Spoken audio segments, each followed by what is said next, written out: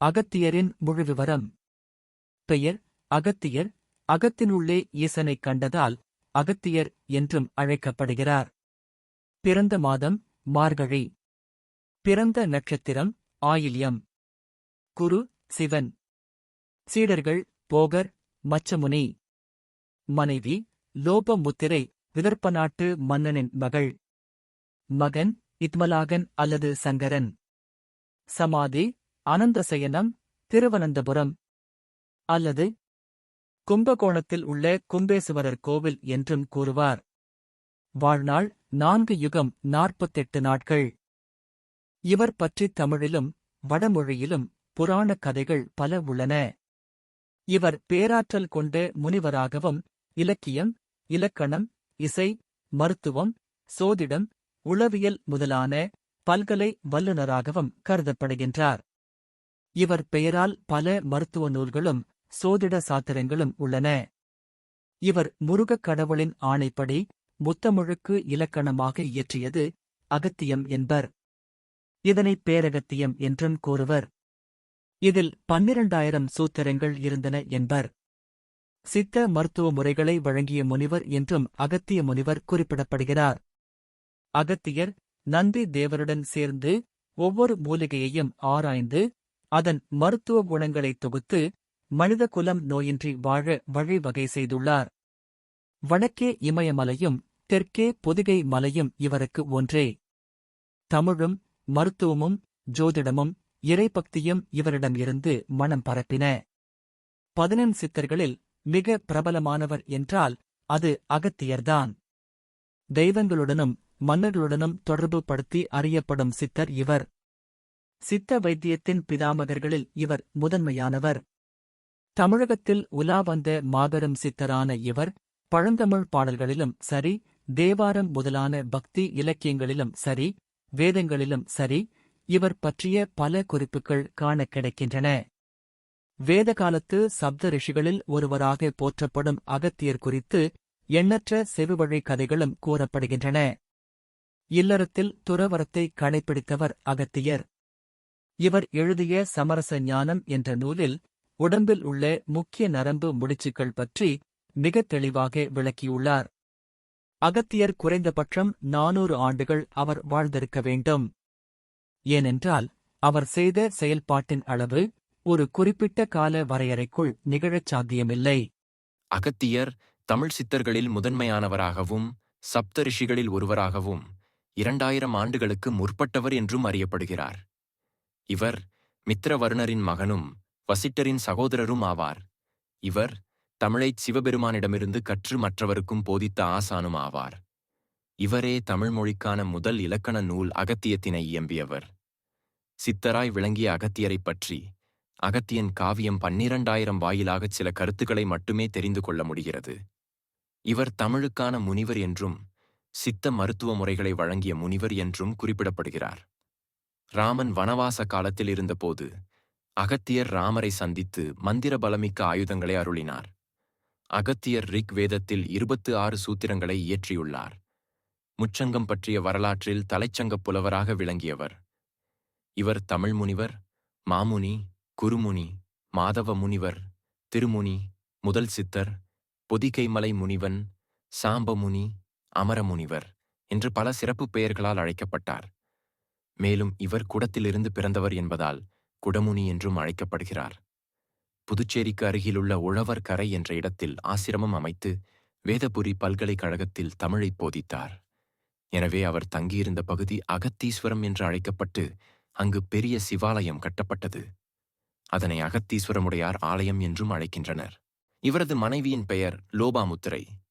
இவர் தினை மாவு, பயனளிக்கும் தானியங்கள், விஷம் தோய்ந்த அம்புகள், தர்ப்பை புல் ஆகியவைகள் பற்றி கூறியுள்ளார். அகத்தியர் சித்த வைத்தியத்திற்குச் செய்த பணி சிறப்பானது. பல நோய்களுக்கும் மருத்துவ சந்தேகங்களுக்கும் பல ஆயிரம் ஆண்டுகளுக்கு முன்பே தெளிவாக விளக்கம் கொடுத்துள்ளார். அகத்தியன் பேரில் வெளியாகியுள்ள சமரச நிலை ஞானம் என்னும் நூலில் உடம்பில் உள்ள முக்கியமான நரம்பு முடிச்சுகள் பற்றிய விளக்கம் காணப்படுகிறது. அகத்தியர் 5 சாஸ்திரங்கள் என்னும் நூலில் 18 வகையான மனநோய் பற்றியும் அதற்குரிய மருத்துவம் பற்றியும் விளக்கப்பட்டிருக்கின்றன. அகத்தியன் அஷ்ட மாசத்தில் குழந்தைகளுக்கு ஏற்படும் தோஷங்கள் பற்றி கூறியுள்ளார். அகத்தியரின் மாணவர்கள் அதங்கோட்டு ஆசான், துராலிங்கன், செம்பூன்சேய், வையாபிகன், வாய்ப்பிகன், பணம்பாரன், கழாரம்பமன், அனவினயன், பெரிய காக்கைப்பாடினி, நத்தத்தன், சிகண்டி, தொல்காப்பியன் ஆகிய 12 பேரும் அகத்தியரின் மாணவர்கள் ஆவர். இவர்கள் 12 பேரும் சேர்ந்து 12 படலம் என்னும் நூலை எழுதினார்கள். இந்தச் செய்தியை புறப்பொருள் வெண்பாமாலை குறிப்பிடுகிறது. அகத்தியரின் சிறப்புகள். அகத்தியர் தோற்றம் பற்றியும் சிறப்புச் செயல்கள் பற்றியும் பல கதைகள் உள்ளன. தாரகன் மற்றும் பல அரக்கர்கள் உலகை வருத்த, அவர்களை அழிக்க இந்திரன், வாயு, அக்கினி ஆகியோர் பூமிக்கு வந்தார்கள். இவர்களைக் கண்ட அசுரர்களோ கடலுக்குள் ஒளிந்தார்கள். இந்திரனின் யோசனைப்படி அக்கினி வாயுவுடன் கூடி பூமியில் விழுந்து அகத்தியனாய் அவதரித்தார் என்றும், மிருத்திரர் கூடத்திலிட்ட வீரியத்திலிருந்து அகத்தியனும், வருணன் தண்ணீரிலிட்ட வீரியத்திலிருந்து வசிஷ்டரும் அவதரித்தனர் என்றும் பலவாறான கருத்துக்கள் நிலவுகின்றன. குடத்திலிருந்து தோன்றியமையால் அகத்தியன் குடமுனி, கும்பயோகி என்னும் பெயர்களைப் பெற்றார் எனக் கூறப்படுகிறது. இவ்வாறு பிறவி பெற்ற அகத்தியன் இந்திரன் வேண்டுகோளுக்கிணங்க சமுத்திர நீர் முழுவதையும் குடித்துவிட இந்திரன் அசுரர்களை அழித்தார். அதன்பின் நீரை மீண்டும் கடலுள் விடுவித்தார் அகத்தியன். கைலையில் நடந்த சிவபெருமான் திருமணத்தின் போது வடதிசை தாழ்ந்து தென்திசை உயர அகத்தியனை தென்திசைக்குச் செல்லுமாறு சிவபெருமான் கட்டளையிட்டார். இதனால் தெற்கே மேருமலை நோக்கிப் பயணித்தார் அகத்தியன். மேருமலைக்குச் செல்ல வழிவிடாமல் நின்ற விந்திய மலை அகத்தியனைக் கண்டதும் பணிந்து தாழ்ந்து நின்றது. தான் தென்திசை சென்று வரும் வரையில் பணிந்திருப்பாயாக என்று அதனிடம் கூறிச் சென்ற அகத்தியன் மீண்டும் வடதிசை செல்லாதிருந்தார். ஆதலால் விந்திய மலையும் அதன் பின் உயரவில்லை எனக் கூறப்படுகிறது. அகத்தியன் நீரின் மேல் படுத்தபடியே 12 ஆண்டுகள் கடுந்தவம் இயற்றி அரிய சக்திகளைப் பெற்றார். தென்திசைக்கு வந்த அகத்தியன் பொதிகை மலையில் தங்கி முருகக் கடவுளின் ஆணைப்படி அகத்தியம் என்னும் நூலை இயற்றினார். ராமபிரானுக்குச் சிவகீதையை போதித்தவர் அகத்தியர்.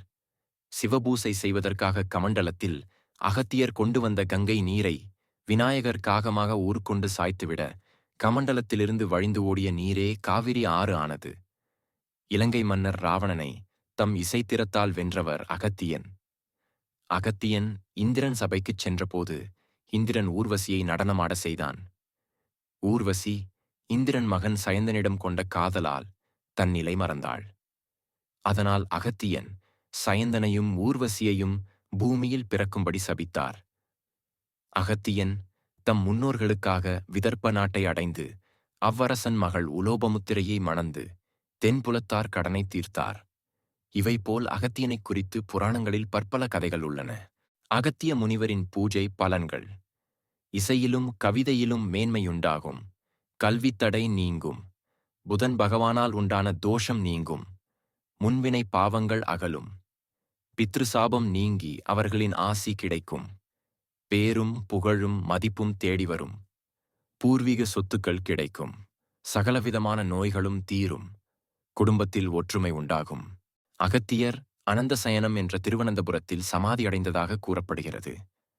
ஒரு சிலர் அவர் கும்பகோணத்தில் உள்ள கும்பேசுவரர் கோவிலில் சமாதி கொண்டிருப்பதாக கூறுகின்றனர். அகத்தியரின் பிறப்பு. அகத்தியரின் பிறப்பே மனிதப் பிறவியில் இருந்து வேறுபட்டது. தாரகன் என்னும் அசுரன் கடும் தவம் புரிந்ததன் மூலம் கடலுக்குள் சென்று ஒளிந்து வாழும் வரத்தினையும், ஒரு குடம் அளவு உள்ளவரால்தான் தனக்கு மரணம் அமைய வேண்டும் என்ற வரத்தையும் பிரம்மனிடம் இருந்து பெற்றுக்கொண்டான். ஏனென்றால் தண்ணீருக்குள் எந்த மனிதராலும் அதிக நேரம் தாக்கு பிடிக்கவும் முடியாது. அதே நேரத்தில் ஒரு குடமளவே உள்ள மனிதரால் தாரகனைப் போன்ற ஒரு பெரும் அரக்கனை அழிக்கவும் முடியாது. ஆகையால் தாரகன் இது போன்ற ஒரு வரத்தை பிரம்மனிடம் இருந்து தனது கடும் தவத்தின் மூலமாக பெற்றுக்கொண்டான். ஆனால் தாரகன் தனக்கு கிடைத்த இந்த வரத்தை நற்செயல்களுக்கு பயன்படுத்தவில்லை. அதற்கு மாறாக தாரகன் மற்ற அரக்கர்களுடன் சேர்ந்து தனக்கு கிடைத்த வரத்தை துஷ்பிரயோகம் செய்து உலகை அச்சுறுத்தி வந்தான். எனவே உலக மக்களை காப்பாற்றுவதற்காக தேவலோகத்திலிருந்து இந்திரன் கோபத்துடன் தாரகனை அழிக்க பூலோகம் வந்தடைந்தார். இதனை கேள்வியுற்ற தாரகனோ கடலுக்குள் சென்று ஒளிந்து கொண்டான். தாரகனை கடலுக்குள் பின் தொடர முடியாத இந்திரன் முதலில் அக்னி பகவானை அழைத்து, உன் வெப்பத்தால் இந்த கடலை ஆவியாக்கிவிடு என்று கூறினார். ஆனால் அக்னி பகவானோ கடல் நீர் இருந்தால்தான் மழை பெய்யும். தண்ணீர் இல்லாமல் எந்த ஜீவராசியும் பூமியில் வாழ முடியாது. இந்த பாவத்தை நான் செய்ய மாட்டேன் என்று கூறிவிட்டார். இரண்டாவதாக இந்திரன் வாயு பகவானை அழைத்து வறண்ட காற்றினால் கடலை வற்ற வைக்கும்படி கூறினார். ஆனால் வாயு பகவானும் அக்னிதேவன் கூறிய காரணத்தை கூறி தன்னாலும் முடியாது என்று கூறிவிட்டார். இதனால் கோபமடைந்த இந்திரன் வாயு பகவானுக்கும் அக்னி பகவானுக்கும் பூமியில் மனிதனாக பிறந்து கஷ்டப்பட வேண்டும் என்ற சாபத்தினை அளித்தார். அக்னி பகவான் மித்திரா என்ற பெயரிலும் வாயு பகவான் வர்ணன் என்ற பெயரிலும் பூமியில் மனிதனாக பிறந்தனர். ஒரு நாள் குளத்தில் நீராடிக் கொண்டிருக்கும் போது மித்திரனும் வர்ணனும் ஊர்வசி என்னும் தேவலோக கன்னிகையைக் கண்டனர். இப்படிப்பட்ட பேரழகியை அவர்கள் கண்டதில்லை. அப்போது அவர்களிடம் இருந்து வீரியம் வெளிப்பட்டது. மித்திரர் தன் கையில் இருந்த கும்பத்தில் வீரியத்தை வெளியிட்டார். வர்ணன் தன் வீரியத்தை தண்ணீரில் விட்டார். கும்பத்தில் இருந்து அவதரித்தவர்தான் அகத்திய முனிவர். தண்ணீரிலிருந்து அவதரித்தவர்தான் வசிஷ்ட முனிவர். அகத்தியர் குடத்தின் அளவே இருந்தார். குடத்தின் அளவு உள்ள அகத்தியரிடம் தேவர்கள் சென்று தாரகன் செய்து வரும் கொடுமைகளைப் பற்றி கூறினார்கள். தாரகனை அழைத்து தங்கள் அனைவரையும் காக்க வேண்டும் என்று கேட்டுக் கொண்டனர் தேவர்கள். அகத்தியரும் தேவர்களின் கோரிக்கையை ஏற்றுக்கொண்டார். தாரகனை அழைக்க அகத்தியர் 12 ஆண்டுகள் தண்ணீரின் மேல் தவம் செய்தார். கடும் தவத்தினால் பல அரிய வரங்களை அகத்தியரால் பெற முடிந்தது. பின்பு அகத்தியர் இந்திரனுடன் இணைந்து தாரகனையும் அவரது அசுர குலத்தையும் அழைக்க சென்றார்கள். இதனை அறிந்த தாரகன் மறுபடியும் கடலுக்குள் சென்று ஒளிந்து கொண்டான். அகத்தியர் தன் தவ வலிமையினால் பெற்ற சக்தியின் காரணமாக கடல் நீர் அனைத்தையும் குடித்துவிட்டார். அதன் பின்னர் இந்திரன் கடலுக்குள் சென்று தாரகனை வதம் செய்தார். தாரகனை வதம் செய்த பிறகு அனைத்து நீரையும் கடலிலேயே விட்டுவிட்டார் அகத்தியர். இதுவே அகத்தியரின் பிறப்பு ரகசியம். அகத்தியரின் திருவிளையாடல். வாதாபி, வில்வளவன் என்னும் 2 அரக்கர்கள் இருந்தனர். இருவரில் வில்வளவன் வேதியர் உருக்கொண்டு வழியில் செல்லும் வேதியர் முனிவர் முதலானோரை விருந்திற்கு அழைத்து வாதாபியை கரியாய்ச் சமைத்து விருந்து படைப்பான். முனிவர்கள் விருந்தை உண்ட பிறகு வில்வளவன் வாதாபியை திரும்ப அழைப்பான். உடனே வாதாபி விருந்தை உண்ட முனிவர்கள் வயிற்றைக் கிழித்து வெளியே வருவான். அதனால் விருந்தை உண்டவர்கள் இறந்து போவார்கள். இவ்வாறாக இவர்கள் இருவரும் பல முனிவர்களை கொன்று வந்தனர். முனிவர்கள் இதனை அகத்தியரிடம் முறையிடவே அகத்தியர் ஒரு நாள் அவர்களிடம் விருந்துண்ண சென்றார். வில்வளவன் உணவு படைத்துவிட்டு அகத்தியர் வயிற்றிலிருக்கும் வாதாபியை கூப்பிட அகத்தியர் வாதாபி ஜீர்ணோ பவ என்று வயிற்றைத் தடவினார். வாதாபி அகத்தியரின் வயிற்றினுள்ளே இறந்தான். நிலைமையை அறிந்த வில்வளவன் அகத்தியரிடம் மன்னிப்பு கோரினான். அகத்தியரின் திருமணம். ஒருமுறை அகத்தியர் காட்டின் வழியே சென்று கொண்டிருக்கும் போது சில ஆன்மாக்கள் மரத்தின் மீது தலை கீழாக தொங்கிக் கொண்டிருப்பதை பார்த்தார். உடனே அகத்தியர் தன் தவ வலிமையால் அவர்களைப் பற்றி அறிந்து கொண்டு மிகவும் வருத்தமடைந்தார். ஏனென்றால் அவர்கள் அனைவரும் அகத்தியருடைய முன்னோர்கள். பல 100 ஆண்டுகளாக பித்ரு காரியங்கள் செய்யப்படாமல் மோட்சம் கிடைக்காமல் தவித்துக் கொண்டிருந்திருக்கிறார்கள். இவர்களுக்கு பித்ரு காரியங்கள் செய்ய அகத்தியருக்கு ஒரு மகன் பிறக்க வேண்டும். அந்த மகனால் மட்டுமே சடங்குகளை செய்ய முடியும். ஆகவே அகத்தியரை திருமணம் செய்யும்படி அவருடைய முன்னோர்கள் வேண்டினார்கள். எனவே முன்னோர்களின் ஆன்மாக்களின் இந்த முடிவில்லாத துயரத்தை தீர்த்து வைக்க அகத்தியர் அவருடைய திருமணம் பற்றி சிந்திக்கத் துவங்கினார். பின்பு திருமணம் பற்றிய ஒரு முடிவுக்கு வந்த உடன் அகத்தியர் தனக்கு தகுந்த குணநலன்களுடன் உள்ள பெண்ணை தேடுகிறார். ஆனால் எங்கும் அவருக்கு கிடைக்கவில்லை.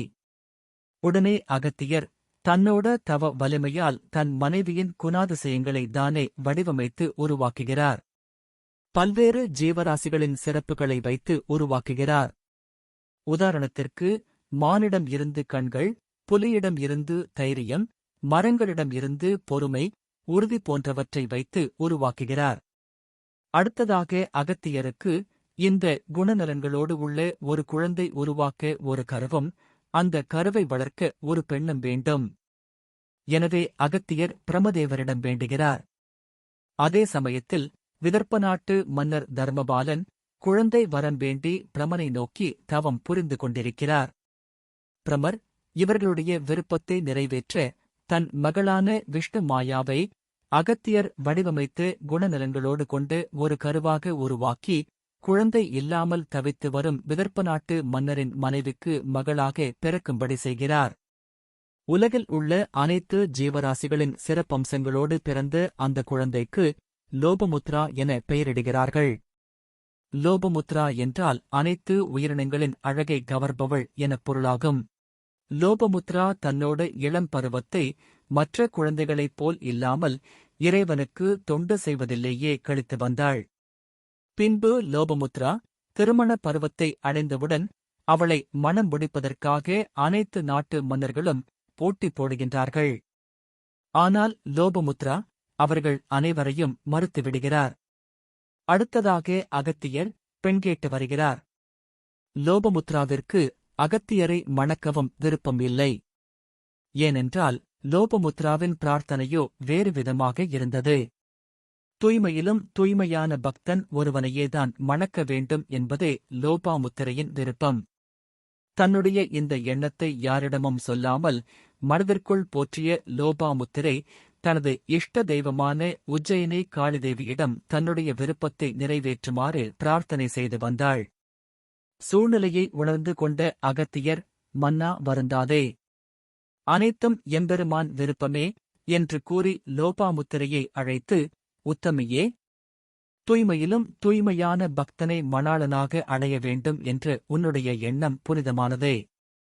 ஆனால் இதற்காக நீ ஆற்ற வேண்டிய காரியங்கள் உண்டு.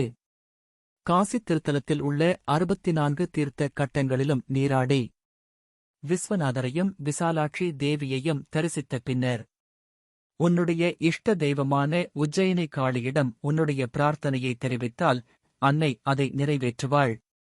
மேலும் தூய்மையிலும் தூய்மையான பக்தனை மணாளனாக நீ பெற வேண்டுமானால் புனிதத்திலும் புனிதமான திருத்தலத்தில் உறையும் இறைவனை நீ பூஜிக்க வேண்டும். அத்தகைய திருத்தலத்திற்கு வழிகாட்டு பவளை உஜ்ஜயினி காளி என்று கூறிய அகத்திய பிரான் மன்னிடம், தர்மபாலனே, எதற்கும் கவலைப்பட வேண்டாம், எல்லாம் மங்களமாகவே நிறைவேறும், உன்னுடைய நாட்டு மக்களும் நலமடைவர் என்று ஆசி அளித்து அவர்களிடமிருந்து விடை பெற்றார் அகத்திய மாமுனி. ஒரு நல்ல சுப முகூர்த்த நாளில் தாய் தந்தையரிடம் விடை பெற்றுக் கொண்டு தோழியர் குழாம் சூழ படை பரிவாரங்களுடன் தன்னுடைய புனித யாத்திரையைத் தொடர்ந்தாள் லோபாமுத்திரை. அகத்தியர் அருளியவாறே 64 தீர்த்த கட்டங்களிலும் நீராடி சுதர்மன் என்ற பிரம்ம மூர்த்தி 1000 அஸ்வமேத யாகங்கள் நிறைவேற்றிய கங்கை கட்டத்திலும் சிறப்பாக பூஜைகளையும் தான தர்மங்களையும் நிறைவேற்றி இறை மூர்த்திகளைத் தொழுதாள். பின்னர் உஜ்ஜயினி சென்றடைந்து விக்ரமாதித்தன் வழிபட்ட மாகாளியை வணங்கி பிரார்த்தித்தாள். அப்போது அசரீரி எழுந்தது. அகத்தியன் வழிகாட்டுவான், அகத்தீசன் அருள் பெறவே. அகத்தில் அகமகிழ்ந்த அகத்தீசன் கரம் பற்றுவான். இதைக் கேட்டதும் லோபாமுத்திரை திகைத்தாள். அசரீரி கூறியதை அன்னையின் ஆணையாக ஏற்றாள் லோபாமுத்திரை. அகத்தீசனே தான் வேண்டிய தூய்மையிலும் தூய்மையான பக்தன் என்பதை உணர்ந்து கொண்டாள். ஆனால் அகத்தீசன் என்பவன் யார் என்று லோபாமுத்திரைக்கு தெரியாது. அவனைப் பற்றி அறிய ஆர்வமானாள். தென் திசை நோக்கினாள். அப்போது வானில் அகத்திய நட்சத்திரம் பிரகாசித்தது. அது தென் திசை நோக்கி தன்னை வரவேற்பது போல் தோன்றியது. அசரீரி கூறியதைப் போல் அகத்தியனை வழிகாட்டியாக ஏற்றுக்கொண்டாள். மனம் மிக மகிழ்ந்து அன்னை பரிவாரங்களுடன் அகத்திய நட்சத்திரத்தை தரிசித்து அது காட்டும் வழியில் தொடர்ந்து செல்ல ஆரம்பித்தாள். வழியில் உள்ள திருத்தலங்களை எல்லாம் தரிசித்துக் கொண்டும் தீர்த்தங்களில் நீராடி பூஜைகளை இயற்றியும் அகத்திய நட்சத்திரம் காட்டிய வழியில் சென்று கொண்டிருந்தாள் லோபாமுத்திரை. இவ்வாறு வானில் பிரகாசித்துக் கொண்டிருந்த அகத்திய நட்சத்திரம் திடீரென பூமியில் ஓரிடத்தில் இறங்கி மறைந்துவிட்டது. அவ்வாறு அகத்திய நட்சத்திரம் பூமியில் இறங்கிய இடமே தற்போதுள்ள பழையூர் திருத்தலம் ஆகும். அந்த திருக்கோயிலிலேயே தன்னுடைய பிரார்த்தனை நிறைவேறும் என்றும் தான் தொடர்ந்து தீர்த்த யாத்திரை செய்ய வேண்டியதில்லை என்றும் உள்மனதில் உணர்ந்த லோபாமுத்திரை அத்திருத்தலத்திலேயே தங்கி அத்தல ஸ்ரீ அகத்தீஸ்வரனை வழிபட ஆரம்பித்தாள். லோபாமுத்திரை செங்கழுநீர் சந்தனக் கட்டைகளை அரைத்து அந்த சந்தனக் குழம்பைத் தொட்டு அரசன் குச்சியால் காசி வில்வ இலைகளின் மேல் ஓம் ஸ்ரீ அகத்தீசா என்று எழுதி அந்த வில்வ இலைகளால் ஸ்ரீ அகத்தீச பெருமானுக்கு அர்ச்சனை செய்து வழிபட்டு வந்தாள்.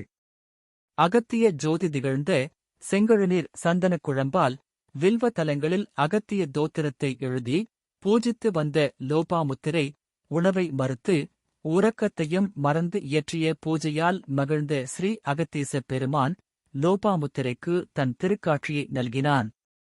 ஸ்ரீ அகத்தீச பெருமானின் திருமார்பில் அகத்தியர் வீற்றிருக்கும் கோலத்தைக் கண்டாள் அன்னை லோபாமுத்திரை. இப்போது அகத்தியர்தான் அந்த அசரீரி கூறிய அகத்தீசன் என்ற உண்மையையும் அறிந்து கொண்டாள். அகத்தியரே தான் மனம் முடிக்க எண்ணிய தூய்மையிலும் தூய்மையான இறை பக்தன் என்பதை லோபாமுத்திரை உணர்ந்து கொண்டாள். ஈஸ்வரனின் திருமார்பில் வீற்றிருக்கும் அகத்திய பெருமானே நம்பெருமானாக அமைவார் என்றால் இதை விடச் சிறந்த பெருமை பேறு ஒரு பெண்ணிற்கு வேறு எதுவாக இருக்க முடியும்? அகத்தீசனை அகத்தில் பதித்தாள் அன்னை லோபாமுத்திரை. வானோர்கள் ஏத்த, வையகம் புகழ் பாட, சிவகணங்கள் துதிபாட, மும்மூர்த்திகள் முன்னிலையில் பிரம்மமூர்த்தி யாகம் வளர்த்த வேள்வித்தியின் சாட்சியாய் லோபாமுத்திரையின் கரம் பிடித்தார் அகத்திய மாமுனி. பின்பு இவர்களுக்கு ஒரு மகன் பிறந்தான். அவன் இத்மாலகர் என்று அழைக்கப்பட்டான். பின்பு இத்மாலகர் மூலமாக தன் முன்னோர்களுக்கான அனைத்து சடங்குகளையும் செய்து முடித்து பித்துருக்களின் முடிவில்லா துயரைப் போக்கி அவர்களை சொர்க்கத்திற்கு அனுப்பி வைத்தார் அகத்தியர். அகத்திய மா மகரிஷியின் திருமணக் காட்சி. காசி மகராஜாவின் பெண் லோபமுத்ரா. அவரை திருமணம் செய்து கொண்டு பொதிகைக்கு அகத்தியர் வரும் பொழுது அங்கிருக்கும் யோகிகள், ஞானிகள், சித்தர்கள் அனைவரும் அகத்தியரின் திருமண நிகழ்வை காண வேண்டும் என்று வேண்டிக் கொண்டதால் அவர்களுக்கு அகத்தியர் தன் திருமணக் காட்சி தந்து அருளினார். அந்த தரிசனம்தான் இப்போது நாம் பார்த்துக் கொண்டிருக்கும் இந்த படம். அபூர்வமான இந்த படத்தில் நிறைய ஆச்சரியமான விஷயங்கள் உள்ளது. அகத்தியர் உட்கார்ந்து இருக்கக்கூடிய இந்த பாறையின் மேலிருக்கும் மரம் ஒரு தேவதாரு மரம். அகத்தியர் அணிந்திருக்கக்கூடிய ஆபரணங்களான தோள்வளை, கிரீடம், கைவளை, சன்னவீரம், கால்வளை, தோடகம் போன்ற அனைத்தும் திருத்தோடகன் என்னும் பொற்கொல்லரால் பிரத்யேகமாக அகத்தியருக்காக செய்து கொடுக்கப்பட்டது. அகத்தியர் அணிந்திருக்கும் பூணூலானது விபூதி கலந்த ஒரு நிறத்தில் இருக்கும். இதன் பெயர் திரிபூரணம் என்பதாகும். இது கௌதம முனிவரால் கொடுக்கப்பட்டது. அகத்தியரும் லோபமுத்திரா அன்னையும் அணிந்திருக்கும் பூமாலையானது வன்னி, வில்வம், துருக்கத்தி, செம்பாலை ஆகிய 4 விதமான மலர்களால் தொடுக்கப்பட்ட மாலையாகும். இந்த மாலையை தொடுத்துக் கொடுத்தவர் லோபமுத்ரா அன்னையின் தோழியான பர்வதினி என்பவர். லோபமுத்ரா தேவியானவர் ஸ்ரீலலிதா பரமேஸ்வரியின் மிகப்பெரிய சக்தி உபாசகி. அம்பாளின் மிகப்பெரிய சிஷ்யாக லோபமுத்ரா தேவியைப் பற்றி லலிதா திருசதியில் கூறப்பட்டுள்ளது. ஸ்ரீலலிதா உபாசனை செய்பவர்கள் சிவப்பு நிறப்பட்டு உடுத்துவர். அதனால் சிவப்பு நிறப்பட்டுதான் லோபமுத்ரா அன்னைக்கு திருமண ஆடையாக நெய்யப்பட்டது. லோபமுத்ரா அன்னை காலில் அணிந்திருக்கும் மெட்டியானது சரளை எனப்படும் ஒரு அபூர்வ வகையான வைரக்கல்லால் ஆன அணிகலனாகும். இதைக் கொடுத்ததே அகத்தியர்தான். லோபமுத்ரா அன்னையின் அருகில் உள்ள மயிலானது அவரது தோழியான சேதுத்தரணி என்பவராவார். அகத்தியர் அருகில் உள்ள மான் அவரின் முதன்மைச் சீடரான புலஸ்தியர் மகரிஷியே ஆவார். லோபமுத்ரா அன்னையின் தோளில் அமர்ந்திருக்கும் கிளியானது மிகவும் விசேஷமானது. அன்னையினால் கண்டறியப்பட்ட மகாவித்தை ஒன்று உண்டு. அது ஹாதி வித்தை. அந்த வித்தைக்குரிய தேவியே லோபமுத்திரைதான். அந்த வித்தையை உபாசனை செய்து யோக நிலையில் வந்த ஒரு பெண்தான் மயூஷினி. அவரே கிளி உருவத்தில் அமர்ந்திருக்கிறார். லோபமுத்ரா அன்னையின் கையில் உள்ள அமிர்த கலசம் பரமேஸ்வரனால் கொடுக்கப்பட்டது. அன்னையின் கூந்தலில் பொற்காந்தல் எனப்படும் ஒரு மலர் சூடியிருக்கிறார்கள்.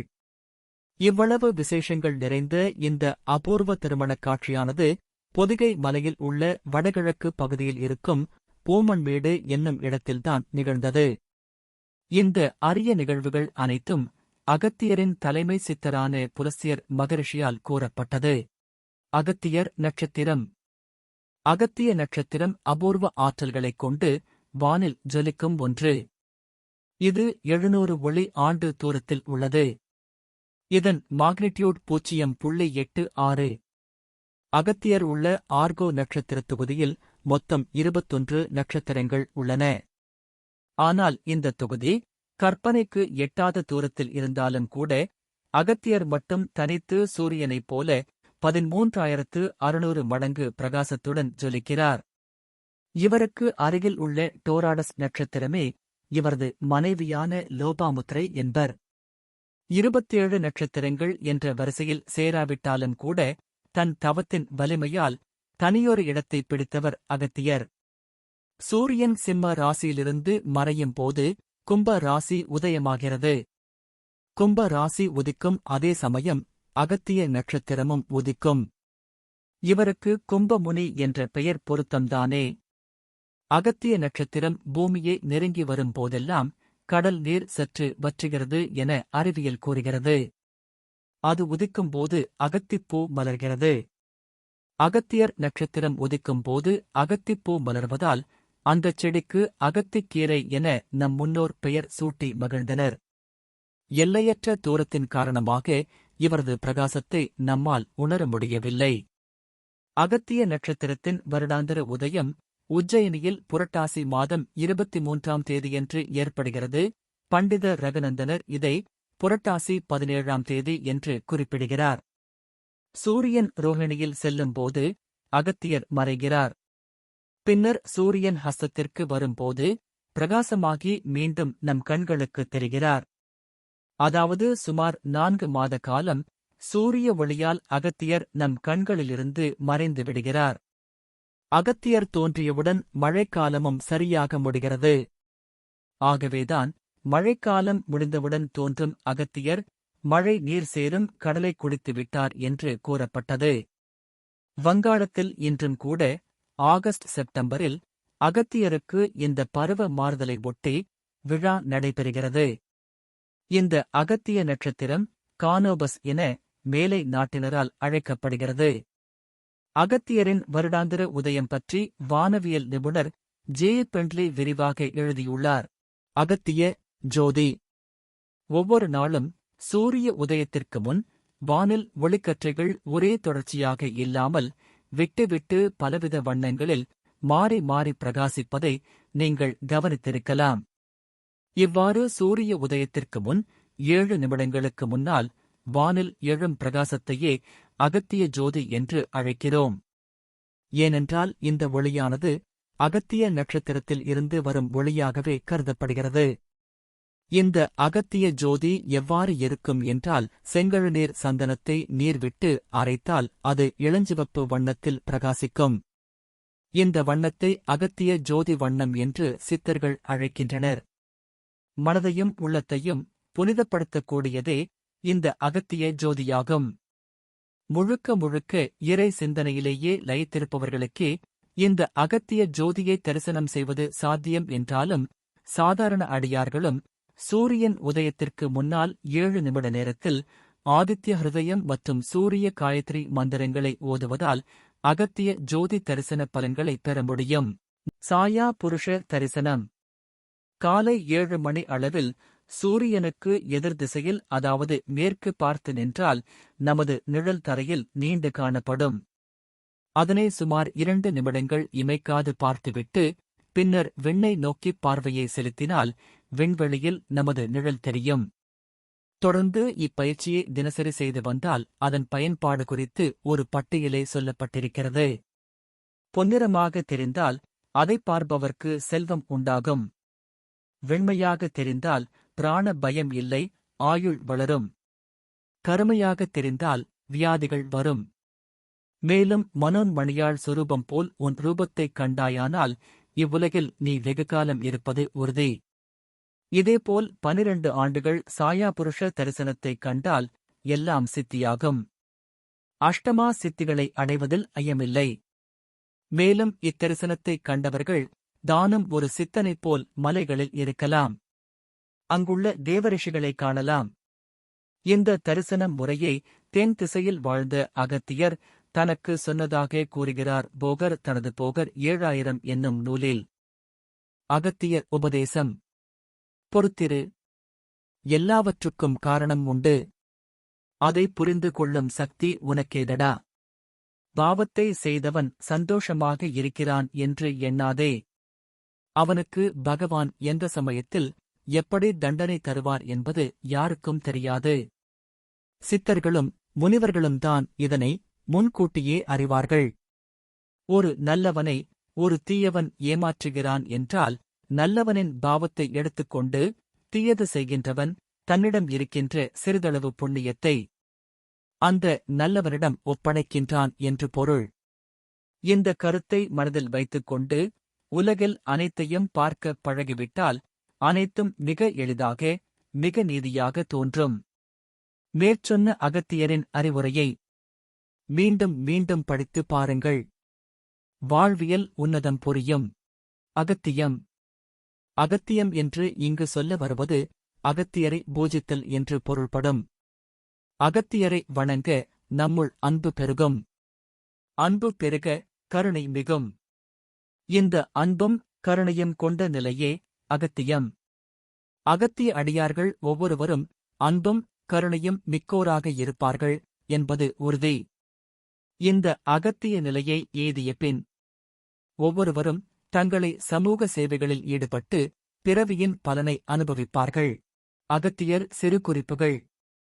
அகத்தியருக்கு பிடித்த பூ மல்லிகைப்பூ.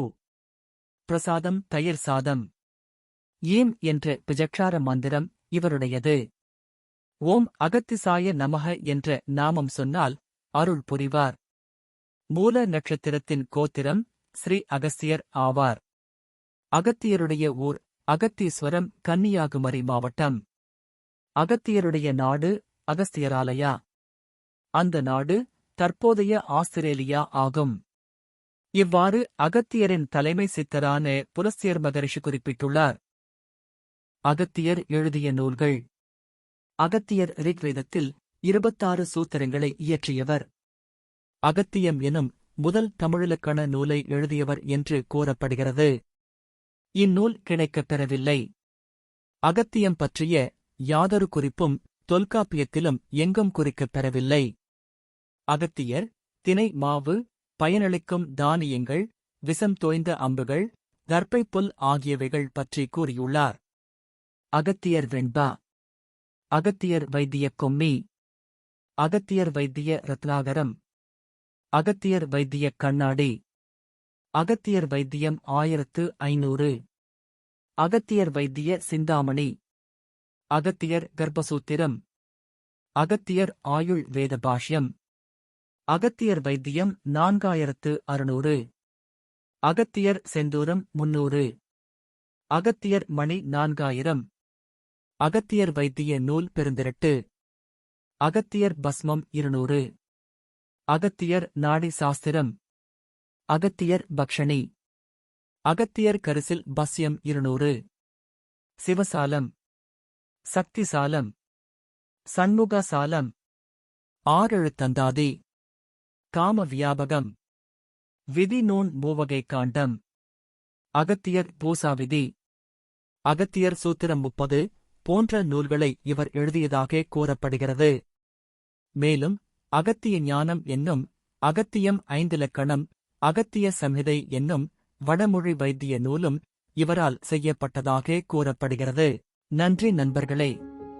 இந்த காணொளி உங்களுக்கு பிடித்திருந்தால் please like, share and subscribe. மீண்டும் அடுத்த காணொளியில் சந்திப்போம்.